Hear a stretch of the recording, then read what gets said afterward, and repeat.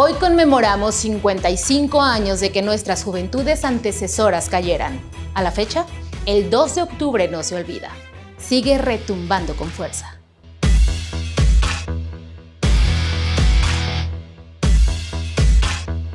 ¿No sienten que hay una sola emoción flotando en el aire? Son los fantasmas de la generación del 68, de los que combatieron para abrir un México diferente y nuevo. Hoy están aquí con nosotros, dijo Paco Ignacio Taibo II en un discurso en la Plaza de las Tres Culturas en Tlatelolco, Ciudad de México. Ahí, en ese mismo lugar, se estima que más de 300 personas, la mayoría de ellas jóvenes, perdieron la vida en un crimen cometido por el Estado Mayor Presidencial.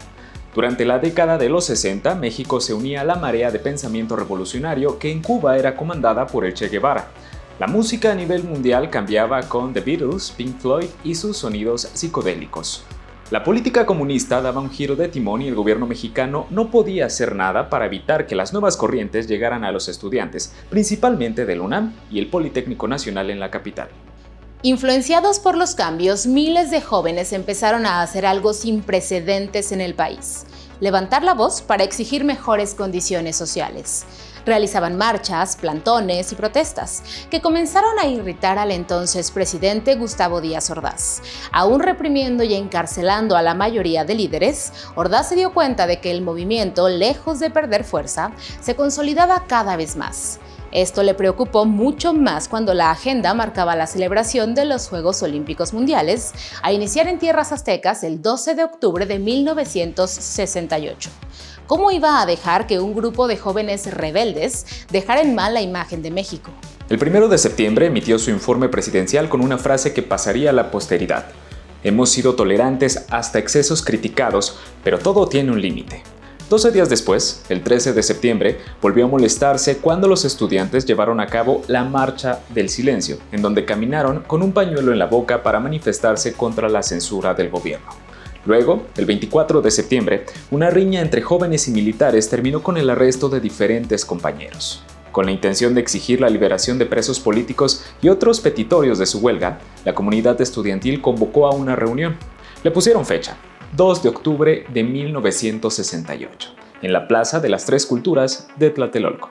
Ese día, cientos de personas se congregaron para escuchar desde los altavoces las principales demandas y aplaudir en medio de la euforia. Por extraño que pareciera, no se habían reportado incidentes violentos. Aproximadamente a las 6 p.m. estaban por terminar el mitin, cuando notaron algo extraño. 2 helicópteros no identificados sobrevolaban el lugar.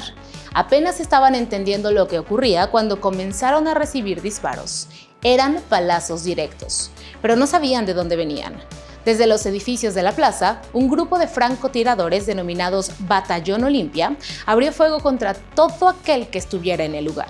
5,000 soldados, 200 tanques del ejército, camiones y cientos de policías y efectivos militares rodearon la zona. Era una masacre sin precedentes y los estudiantes poco pudieron defenderse. Para rematar, miembros del Estado Mayor Presidencial entraron sin órdenes de cateo a los departamentos privados de la ciudadanía. En su afán por encontrar a quienes se refugiaban del ataque, se cobraron también la vida de otros inocentes.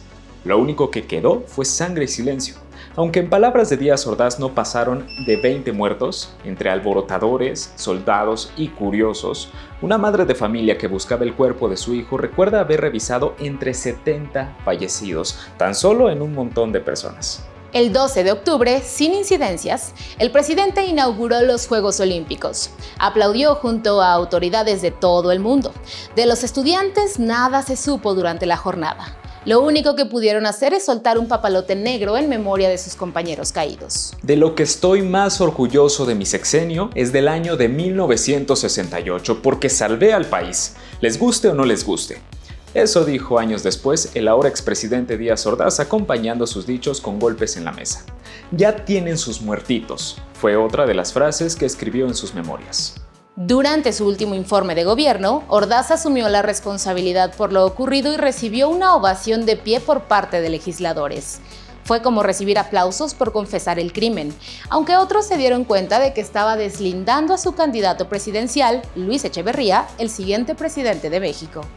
Uno de los rumores apunta a que Díaz Ordaz se encontraba fuera del país cuando ocurrió la matanza de Tlatelolco.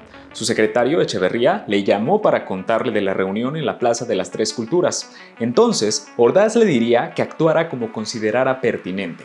Luis Echeverría habría sido entonces el autor intelectual de todo este procedimiento. Hoy conmemoramos 55 años de que nuestras juventudes antecesoras cayeran. A la fecha, el 2 de octubre no se olvida. Sigue retumbando con fuerza. Gustavo Díaz Ordaz falleció de cáncer en 1979. Su nombre fue retirado en 2018 de la placa de inauguración del metro y sí hay mal que dure 100 años, porque de esa edad murió Luis Echeverría en 2022. Los fantasmas de la generación del 68 siguen entre nosotros y probablemente nunca se irán. Yo soy Belén. Yo soy Rodrigo y esto es Huellas del Pasado.